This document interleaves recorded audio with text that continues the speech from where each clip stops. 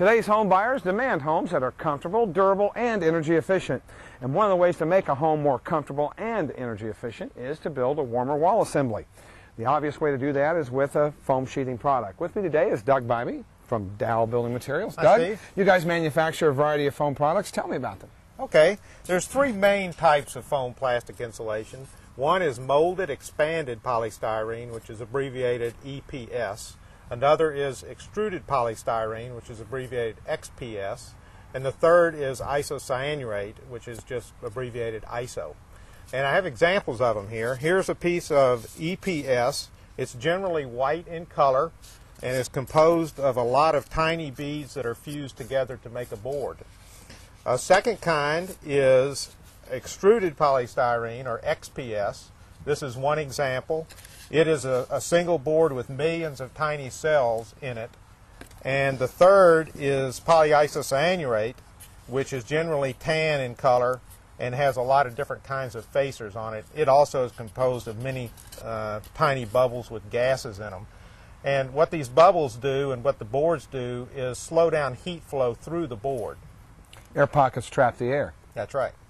Now, thermal bridging is a big issue because most homes have up to 25% of their wall area is framing. That's right, Steve. Therefore, 25% of the wall is not insulated if all you use is cavity insulation. So it's very important to insulate the entire outside of the house with something like foam sheathing. Tell me about how you install this product. Well, installation is very easy since it's lightweight. It's much lighter than other kinds of sheathing. So you put a board up and you can either nail it or staple it, and you put fasteners about every 12 inches on center around the perimeter and 16 inches on center in the field of the board. Now, tell me about corner bracing. Corner bracing, since sheathing, foam plastic sheathing, is not a structural sheathing, it does have to be braced per sections in the building code. One acceptable way is diagonal bracing, and you can use a 1x4 wood let in, or you can use metal T-strap bracing. Another way that's often used is a wood panel in the corners and every 25 feet down the wall, something like OSB or plywood bracing. Air infiltration is really important. Yeah, air infiltration can account for up to 38% of the heat loss in a typical house. So it is very important to reduce the amount of air that moves in and out through the wall, because you're robbing the house of the energy you've paid for. So a foam sheathing applied directly to studs or over OSB can reduce the amount of air that moves through the wall. Tell me about the R value of foam sheathings and how you can meet the energy code with these products. The R value can vary from about R3 or maybe R2.5 up to a typical sheathing product might be R5, which is 1 inch thick foam. In some areas of the country they actually use 1.5 inch foam, which is R7.5.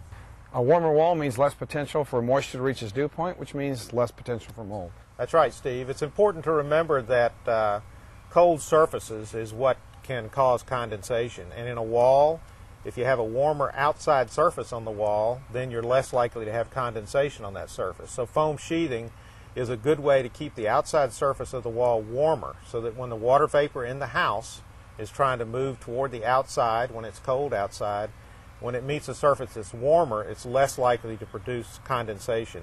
Also, it's important to remember you don't actually have to get liquid condensation to have a moisture problem.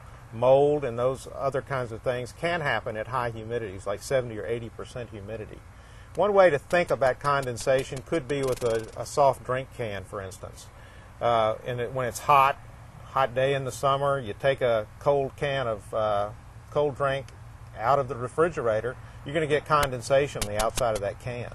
And that's because the water vapor in the air is condensing on that cold surface. The same thing can happen in walls when that warm, moist vapor meets a cold surface. And if the sheathing's cold, you could get that condensation there.